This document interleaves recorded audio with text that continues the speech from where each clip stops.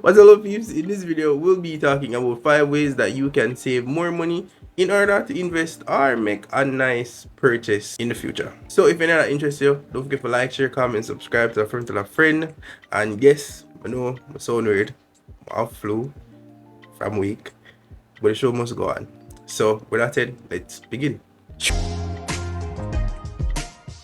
Rule number one is pay yourself first. And you're supposed to do this all the time. But we're going to twist on it. You're not going to pay yourself first. You're going to have to do rule number 2, 3, and 4 before you actually do number 1. So rule number 2 is to create a visual budget or a planner, a goal planner with a specific time and date. Alright, so the first question we should ask ourselves is, why are we saving? Like, what you want to buy but you can't afford it right now, so you have to be saving. So let's say we want a car. So we want a 2017 Subaru Impreza, the blue one, you know. So we go to the bank and the bank say we can cover 90% off the car value because after the year. So you have to find the 10%. The cost of the vehicle is $2.5 million.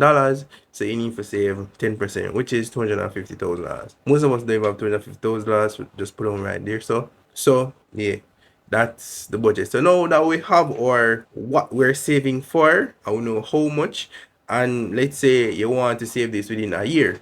Now we have how long. So we have what we want, how long it going take us to get it, or we want to get it, and how much it costs. So basically I have 12 months to save $250,000, which is about $20,833 per month. Or you can do it per week, which would be about $4,807 per week. But before we can plan and decide, oh, we'll just save up $20,000, we need to understand our expenses.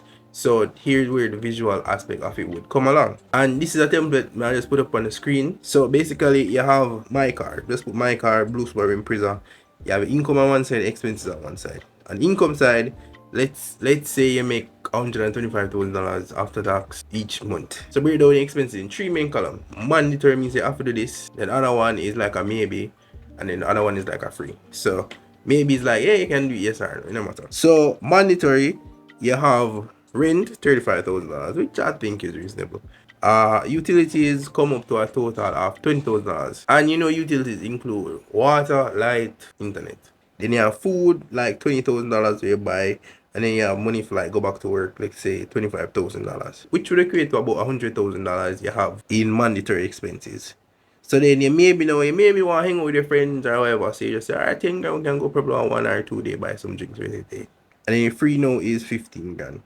Alright, and this is just a hypothetical situation. You see me, you can tweak it to however you feel. But the thing is, as you can see with our goal, is that we only have 15 grand and we need $20,833. So we need to make some tweaks. Tip number 3 now in how we actually can save some money is to buy fighter brand products. So in my last year of college, we learned this in marketing class. So fighter brands are essentially brands that are sometimes called flanker brands, and essentially they are lower priced than the main competitor. And the aim is that normally the company that releases these fighter brands are brands that have a more premium price tag to them.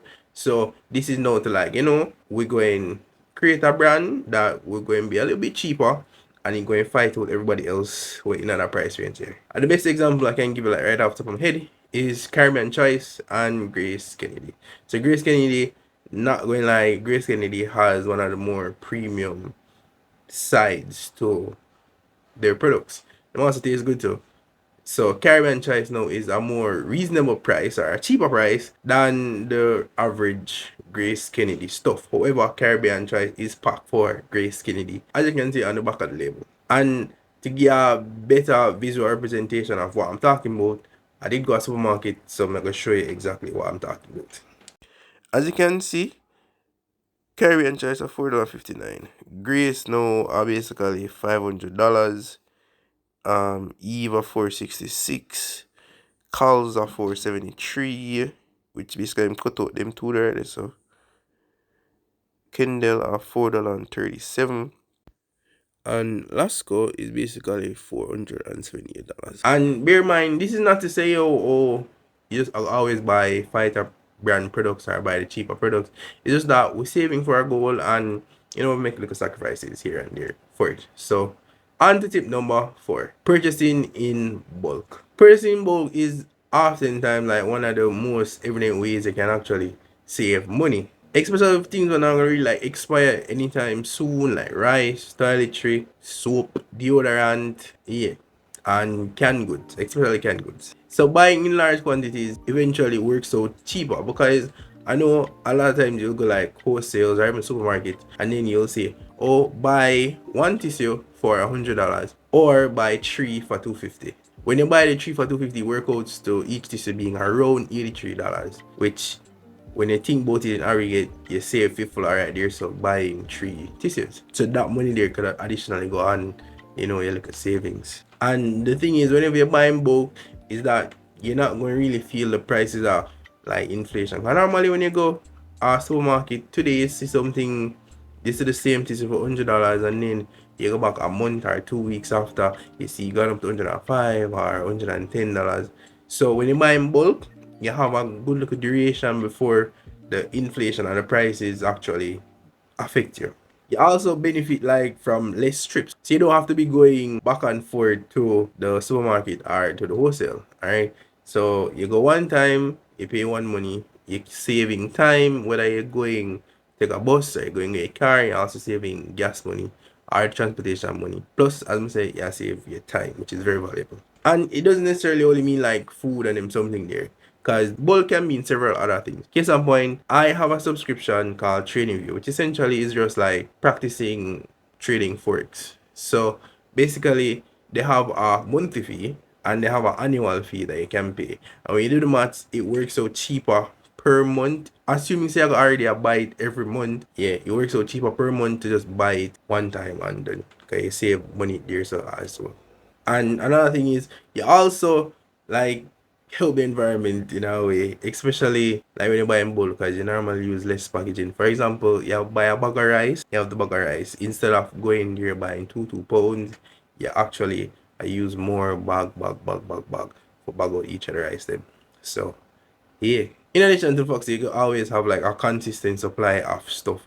So if you buy for the month, then you have them here for the month already, so you have a consistent supply of rice, so you can do whatever. You don't have to worry about going to the shop late at night or them something there. And that's why whenever you see like hurricanes and them something there come, them say stock up on food because you won't be able to go to the shop, which makes sense. So now with all of that said, now we can go back to paying ourselves first. So we have our visualization of our chart, and we've been actually putting in the work and saving money where we can. So buying in bulk and we saving and buying cheaper brands. So I will look at extra money now to go into our savings. Alright. So now here's how you can actually pay yourself first. So now you know that you have enough money to can save $20,833 a month now. Basically, what you do now is take the percentage of your pay to what you want to actually save.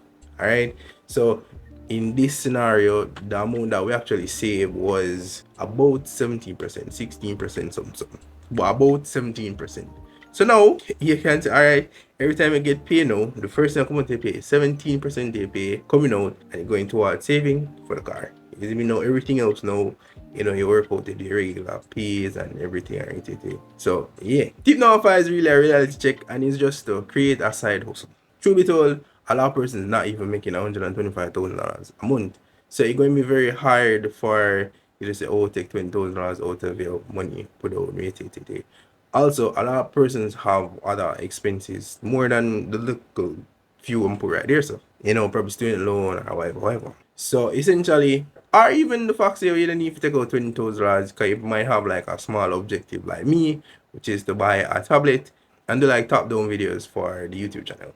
So, yeah. Plus, that also help me like edit video faster, so you guys will get more videos faster. So, yeah, the idea behind creating a side hustle is that you can't really depend on your 9 to 5 job alone, regardless of how comfortable you are in the situation. Creating an additional source of income helps to boost your income. So it can be creating t-shirts like I do, or even creating a course that teach whatever you know, like have like a specialty in. Like me, it's the stock market, and you have a course link in the description. But yeah, Outside of that, like create whatever you like to do and you feel comfortable doing. You can become an influencer, and then eventually as time progress, you get famous, quote unquote, and you start getting brand deals, which is like more money and them some there. The thing is, I went to an expo the other day, and there's a lot of small businesses, a lot of persons that just have small business, and they're making money. So it helps increase your revenue. Because what that end up does, is that you're going to end up adding more money to your income side, which in turn going to make the money that you're withdrawing one time as like savings are so going to actually be cheaper. So you can move from 17% to probably 10% to probably 2% or even 1%. The sky is the limit, trust me. The thing is, you can try because at the end of the day, it's either you win or you learn something new. So yeah, and understand that there is more than 5 ways to actually save money. I just thought of these five because these are the more practical things that we can do in Jamaica per se or in like third world countries, giving the opportunities that we have. So yeah. And as a bonus, it's not really like a sixth tip, but as a bonus, you can try automating the processes, which means say as you get the money in your paycheck or say you can request it from your pay or just put a standing order on your account, which essentially just means you're going to take out a particular amount of money at a particular interval each time. In this case, it would be the $20,833 each month to go towards our car. So yeah. So that is it. Thank you guys for watching. Hope you like, share, comment, subscribe to our friend, and hopefully the next video will sound a bit better. But as always, love you guys and catch you next video. Peace.